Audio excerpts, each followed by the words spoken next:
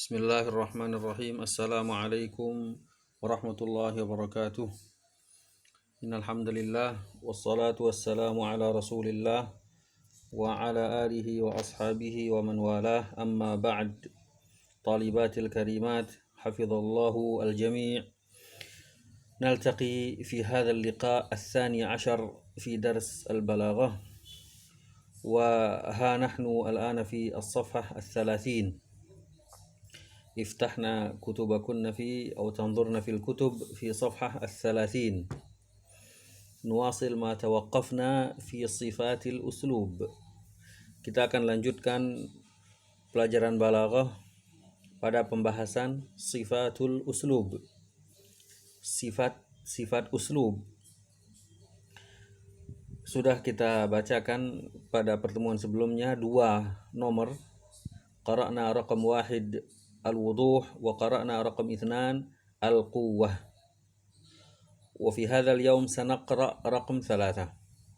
Hari ini kita akan baca yang ketiga pada halaman 30 dari sifatul uslub. Yang ketiga dari 5 adalah al-jazalatu war-riqqah. Al-jazalatu war-riqqah sebagaimana disebutkan sebelumnya, kata al-jazalah mirip dengan kata al-quwwah.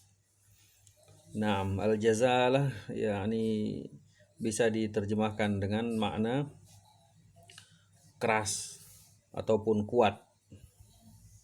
Dan ar-riqqah adalah lawan katanya. Lawan kata jazalah adalah riqqah. Riqqah artinya lembut, tidak keras, tidak kuat. Riqqah masdar, isim fa'ilnya adalah raqiq. Raqiq berarti sesuatu yang lembut, atau orang juga disifati dengan raqiq boleh. Al-fulanu raqiq atau fulanun raqiqun, si fulan orangnya lembut. Atau kalau perempuan fulanah raqiqah, yani si fulanah orangnya lembut. Warriqah kadzalika yajuzu li al-asya, boleh juga untuk apa saja disebut atau disifati dengan riqqah. Naam, wal maqsud huna al-jazalatu, kalian lihat pada penjelasannya, al-jazalatu war-riqqatu wasfani lil alfaz. Baik keras, kuat dan ataupun lembut itu adalah 2 sifat yang digunakan untuk lafal, untuk kalimat, yang allati yasta'miluha al-adib, yang digunakan oleh seorang sastrawan fit ta'bir an ma'ani, dalam mengungkapkan maksud-maksudnya. Seorang sastrawan ketika menulis sebuah karya, dia akan mengungkapkannya dengan kalimat-kalimat yang kuat atau sebaliknya kalimat-kalimat yang lembut. Fa idza tahaddatsa fi mawdu'in min al-mawdu'at allati tahtaju ila al-quwwah ka wasfil harb mathalan, ista'mal al-kalimatil jazilah atau al-jazlah. Ketika seorang adib berbicara tentang suatu tema dari tema-tema yang membutuhkan kekuatan, maksudnya tema yang membutuhkan kekuatan seperti wasfil harb, kawasfil harb, seperti mensifati, menggambarkan tentang peperangan. Ini contoh. Maka dia akan menggunakan al-kalimat al-jazilah. Dia akan menggunakan kata-kata yang kuat. Karena perang itu adalah penggambaran tentang sesuatu yang dahsyat, maka dia membutuhkan kata-kata yang kuat. Al-jazalah, al-jazilah atau al-jazlah masdarnya. Al-jazalah juga masdar. Kalau al-jazilah pakai kasrah zainya, fa'ilnya. Amma, kita lanjutkan pada baris ketiga, talibat.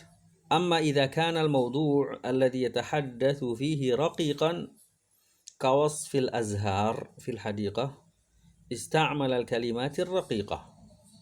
Adapun apabila dia berbicara pada tema yang lembut, tema lembut seperti menggambarkan tentang pohon-pohon atau bunga-bunga di taman, al-azhar fil hadiqah, bunga-bunga yang ada di taman, ista'mal al-kalimatir raqiqah, maka dia akan menggunakan kata-kata yang lembut. fa idza ibta'ada al-uslubu 'an dzalika kana dha'ifa. Apabila uslub uh, cara pengambilan pemilihan kata yang digunakan tidak seperti itu dalam arti ketika berbicara tentang hal yang kuat dia menggunakan kalimat yang lembut, atau sebaliknya ketika dia berbicara tentang penggambaran sesuatu yang lembut dia gunakan kata yang kuat, berarti uslubnya lemah. Idza ibta'ada al-uslubu 'an dzalik kana dha'ifan, berarti karya tulisnya adalah atau karyanya seorang sastrawan itu adalah dinilai lemah ketika dia tidak menggunakan kata-kata yang kuat pada posisi penggambaran yang kuat, atau tidak menggunakan kata-kata yang lembut pada posisi penggambaran yang lembut. Hadza huwa raqam 3 ya talibat. Kaitannya dengan sifatul uslub itu harus disesuaikan. Jadi pada poin ketiga ini bukan satu makna, artinya bukan karya adab itu harus jazalah atau harus riqqah, tapi disesuaikan. Karena ada kondisi-kondisi butuh jazalah, yakni butuh al-kalimat al-jazlah yang keras, yang kuat. Tapi ada posisi yang lain butuh yang lembut. Raqam 4 ya talibat. Uslub yang baik dalam membuat karya sastra adalah al-wahdah al-udwiyah. Dalam sifatul uslubnya adalah al-wahdah al-udwiyah. Wahdah dari kata wahid, satu, kesatuan, al-wahdah. Al-udwiyah dari kata a'dha, yakni struktur, anggota. Bisa kita terjemahkan kesatuan struktur begitu. Al-wahdah al-udwiyah. Maksudnya di sini coba kalian lihat penjelasannya. Yuqsadu biha, dimaksudkan dengannya, antubnal qasidah binaan udwiyan hayyan. Ketika sebuah qasidah, sebuah syair, sebuah karya itu dibangun dengan struktur yang hidup. Udwiyan hayyan, yakni strukturnya hidup. Wa yatahaqqaqu dzalika idza tawaffara fil qasidati ma yali. Dan hal itu akan terrealisasi apabila tercukupi, tawafara yakni tercukupi dalam sebuah qasidah, dalam sebuah syair, dalam sebuah karya sastra itu ada hal-hal berikut. Naam, ada disebutkan di sini ada alif, ba, jim, dal, ada 4 A, B, C, D. Ketika 4 hal ini tercukupi, maka dia akan memiliki wahdah uluwiyah, kesatuan struktur. Artinya berarti akan bagus karyanya, tidak terpecah-pecah. Yang pertama wahdatul maudhu', kesatuan tema. Naam, artinya temanya akan bersambung dengan apa yang dia tulis. Naam, jadi al-maudhu' yunasib al-fahwa, judul sesuai dengan isi. Kadang judul itu ya talibat, membacanya saja ketika judul itu tepat, maka kita memiliki gambaran tentang tulisan. Tapi ketika dia salah tempat, salah memilih judul, maka kita akan salah memiliki gambaran. Jadi penting sekali wahdatul maudhu', yakni kesatuan judul, dalam arti sesuai begitu maksudnya.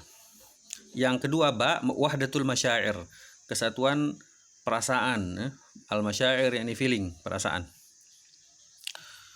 Naam, yani seseorang menulis karyanya dengan perasaan yang sama. Artinya dampak dari tulisan itu dirasakan sama. Penulis menulis dengan sebuah maksud, perasaan, pembaca pun sama. Wahdatul masyair. Taib, jim yang ketiga, talibat tartibus suwar wal afkar tartiban mantiqiyan. Penyusunan penggambarannya dan ide-idenya itu sesuai dengan penyusunan yang mantiki. Ini penjelasannya. Tataqaddamu bihil qasidatu syai'an fa syai'an, di mana qasidahnya, karyanya itu atau syairnya itu disuguhkan sedikit demi sedikit. Artinya step by step begitu, disuguhkan begitu, tataqaddam yakni disuguhkan sedikit demi sedikit, hatta artinya dimulai dari muqaddimah dengan tepat, kemudian mulai isinya dan seterusnya itu tersusun dengan rapi, hatta tantahi ila khatimah, sampai nanti selesai qasidahnya. Yastalzimuha tartibus suwar wal afkar, harus yani yastalzimuha yani harus sesuai dengan urutan penggambaran dan idenya. Artinya dimulai dengan mukaddimah, kemudian tentunya tidak langsung isi apa yang penggambaran misalkan tentang apa yang dia ingin tulis, baik perumpamaan atau semisalnya, baru di pertengahan disebutkan inti daripada qasidahnya, dan yang terakhir penutupan. Jadi jelas urutannya, itu namanya tartibus suwar wal afkar. Harus berurutan dengan urutan yang seharusnya begitu. Taib, yang keempat, dal antakuna ajzaul qasidah wa abiyatuha muhkamah. Seharusnya seharusnya ajzaul qasidah, bagian-bagian qasidah, bagian-bagian karya sastra itu atau syair itu, wa abiyatuha dan bait-baitnya, muhkamah. Muhkamah itu apa? Menyatu begitu, mutarabitah, saling terikat. Bihaitsu yuaddi ba'daha ila ba'd an tariq tasalsulil afkari wal masyair. Yang mana bihaitsu, yang mana yuaddi ba'daha, sebagiannya, yuaddi ba'daha ila ba'd, menyampaikan maksud kepada sebagian yang lainnya dengan cara antarik tasalsul afkar, ketersambungan ide-ide dan perasaannya. Jadi maksudnya talibat pada poin keempat ini, antara syair itu bagian-bagiannya itu bersatu, tersambung, bukan terputus-putus begitu. Muhkamah itu berarti apa sih? Mantap, muhkamah. Kalian tahu kalau apa ya, dua bagian yang harus tersambung misalnya, ketika sambungan A dengan sambungan B tidak pas, berarti ketika dipaksa menyambung antara A dengan B tidak kokoh dia, itu namanya tidak muhkam. Tapi kalau katakanlah kalau menyambungkan antara A dengan B misalkan, akan tersambung melalui sebuah lubang misalnya, ketika pas dia maka kuat jadinya, itu namanya muhkam. Nah harusnya begitu, qasidah itu harusnya begitu. Artinya katakanlah antara sebuah karya ada 40 bait syair misal, antara satu ke dua itu jelas urutannya, kemudian masuk dia, bukan terpisah-pisah begitu. Katakanlah bait ke satu nanti nyambungnya ke bait kelima misalnya, antara satu ke dua tidak, dan seterusnya, itu namanya tidak muhkam, tidak mutarabit, tidak saling terikat. Harusnya saling terikat sehingga karyanya akan menjadi bagus. Jadi al-wahdah al-udhiyah pada pembahasan yang nomor 4, sifatul uslub. Harus nyatu. Apanya nyatu? Tadi 1, 2, 3 dan 4. Judulnya harus nyatu, masuk begitu, nyambung. Kemudian perasaannya harus nyambung, kemudian urutannya, dan terakhir yang keempat adalah harus muhkam, harus kuat begitu. Al-khamis ya talibat, yang kelima, kalian lihat, at-tab'u was-san'ah. At-tab'u yani at-tabi'ah, halaman 30 paling bawah. Alami begitu, tabi'ah itu alami. Jadi karya yang baik itu ketika dia alami. Alami berarti lawan katanya adalah maksa atau dibuat-buat. Berarti as-san'ah ini dibuat-buat, sana'ah membuat, as-san'ah dibuat-buat, maksudnya maksa, tidak alami. Kalau at-tab' itu apa adanya. Coba lihat di sini, yuqsadu bit-tab', dimaksudkan dengan tab' di sini atau tabi'ah adalah an yutraka al-adibu nafsahu, atau an yatruka al-adibu nafsahu ala tabi'atiha, ketika seorang sastrawan membiarkan dirinya apa adanya, nah, ala tabiatiha, di atas tabiatnya, ini di atas kebiasaannya atau secara alami, fit ta'bir an afkarihi, dalam mengungkapkan ide-idenya alami, bihaitsu taji'u kalimatuhu wa ibaratuhu, di mana kata-kata yang dia gunakan itu datang dan mengalir mu'abbiratan an masyairihi min ghairi takalluf. Itu mengalir menggambarkan tentang perasaannya tanpa paksa, min ghairi takalluf, yakni tanpa maksa atau tanpa membuat-buat. Naam, jadi karya yang tidak baik itu ketika dia adalah sun'ah ya talibat, maksa begitu. Ketika harus misalnya dia membuat karya saja misalnya harus sama akhirnya, kemudian dia paksa dengan cara kata digunakan misalnya tidak dipahami misalnya, pokoknya harus akhiran sama semata-mata untuk itu, maka dia gunakan kata yang tidak dipahami artinya, hanya saja untuk menyamakan huruf akhir misalnya. Harusnya tidak begitu. Jadi yang baik karyanya adalah at-taba' yang ala tabi'ah, sesuai dengan kebiasaan apa adanya atau alami. Maka misalnya karya saja tadi, dia akan cari kata yang lain atau naam, karena setiap kata itu hampir memiliki persamaan meskipun tidak ada yang persis, maka dia akan cari dan dia akan menemukannya, bukan membuat begitu, bukan membuat kemudian orang tidak memahaminya. Taib ya talibatil fadilat, ini penjelasan daripada syairnya Syauqi pada halaman 31. Ini tentang yang kelima ini, Tab'u as-San'ah. Wallahu alam, tidak usah kita bacakan, ini waktunya sedikit. Tapi intinya yang halaman 31 ini menjelaskan bahwa syairnya Ahmad Syauqi tidak san'ah, tidak takalluf, tapi dia adalah taba'. Naam. Ya, kalian lihat saja. Artinya begini, tidak ada kata-kata yang dibuat-buat lalu tidak dipahami. Adapun ada kata-kata mungkin sebagian kita tidak paham, tapi itu memang bahasa Arab sebenarnya, hanya saja memang belum kita pahami begitu. Mungkin misalnya ada penggunaan kata al-janaf mungkin, artinya al-zulm, atau as-sadaf artinya adalah al-jahal.